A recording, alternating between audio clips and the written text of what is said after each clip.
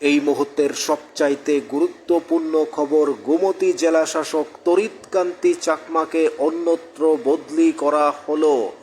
যে ডিএম অর্থাৎ জেলা শাসককে নিয়ে রাজ্যে তুলপাড় আন্দোলন চালানো হয়েছিল, ভাঙচুর চালানো হয়েছিল, অফিস তালা দিয়ে রেখেছিল তিপ্রামথা, এবার সেই গোমতী জেলা শাসক তড়িৎকান্তি চাকমাকে বদলি করা হলো।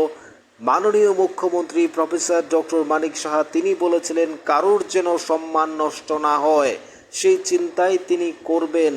অর্থাৎ মাননীয় মুখ্যমন্ত্রী সেই জেলা শাসক তড়িৎকান্তি চাকমাকে এবার অন্যত্র সরিয়ে দিলেন, কারণ তিপ্রামথা রাজ্যে আন্দোলন চালিয়েছিল। মহারাজ প্রদ্যুৎ কিশোর দেখা করতে পারেননি বলে রাজ্য রাজনীতিতে যে তোলপাড় চালিয়ে নেওয়া হয়েছিল, এবং সেই সময় মাননীয় জেলা শাসক দিল্লিতে পুরস্কার গ্রহণ করছিলেন, সেই সময় তার অফিস তালা দিয়ে দেওয়া হয়েছিল।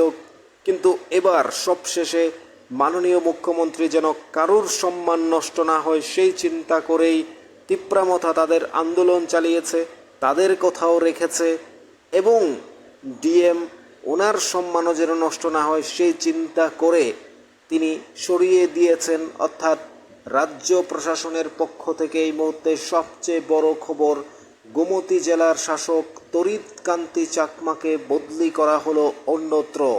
তিপ্রামথা যে আন্দোলন চালিয়েছিল, রাজ্যের বামফ্রন্ট থেকে শুরু করে কংগ্রেস যে নিন্দা করেছিল তড়িৎকান্তি চাকমাকে নিয়ে, মহারাজ প্রদ্যুৎ কিশোর দেখা করতে পারেননি বলে, অর্থাৎ সেই জেলা শাসক মাননীয় তড়িৎকান্তি চাকমা ওনাকে অন্যত্র সরিয়ে দেওয়া হলো।